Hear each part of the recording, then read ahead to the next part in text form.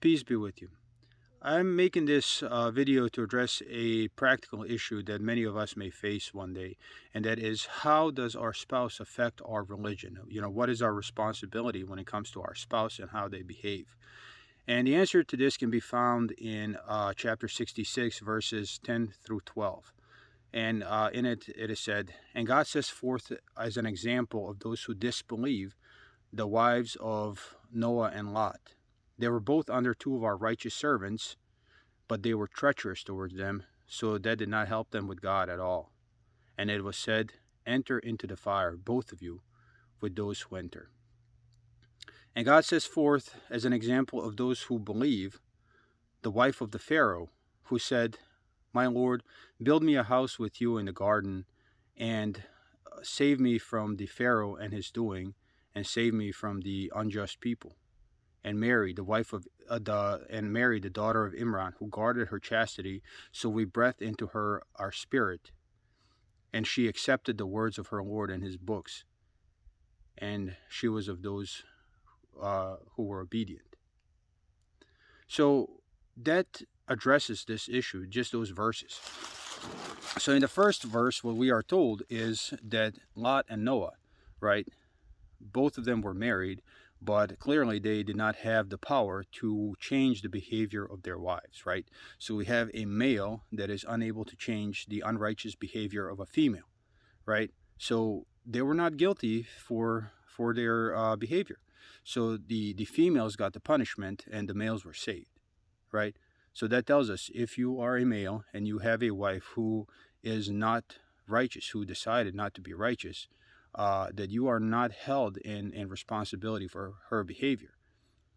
Of course, we should keep trying to redirect the people we love, to educate them and so on, but we are not held responsible for what they do. And in the second part, we're told that now we have a female who is in the power of a man, who is with a man who is unjust. So the Pharaoh, the most unjust person in the Quran, right? And she has no power to stop him, but she does not want to be associated with any of that. So she begs God for forgiveness and says, "Please save me from these people, save me from this man, and save me from the people that follow him." And then then Mary, who she was by herself, so she accepted the commandments of God and was obedient.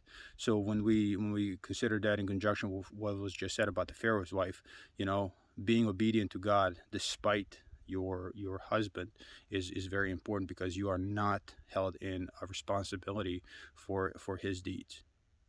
Okay, now this applies to people who chose correctly. So there are a few other things that God says about this in the Quran.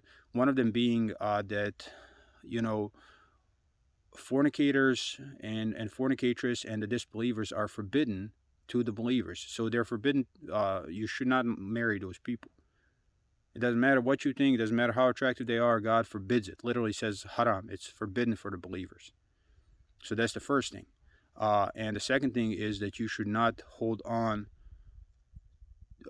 to marriage with disbelievers, right?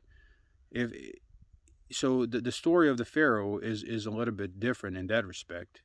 But this woman is married to the most powerful man on earth, right? A man who kills children, just by a whim. So it's not like she could have left him, right? But if you have the power to leave a person who just simply decides to disbelieve, they declare they disbelieve, then you should do that. God says not to hold on to marriage with these people.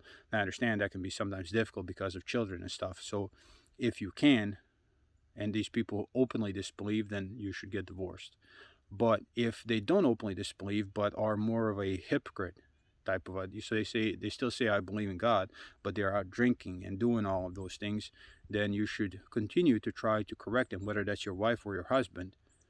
But you are not responsible for them. You should not be ashamed of their deeds, because you are not responsible for them. They should be ashamed of their deeds. So that's it. When it comes to relationships where one person eventually decides, goes off the deep end and decides to be disobedient to God, it is not the responsibility of the other person, or a crime of the other person. So that's it.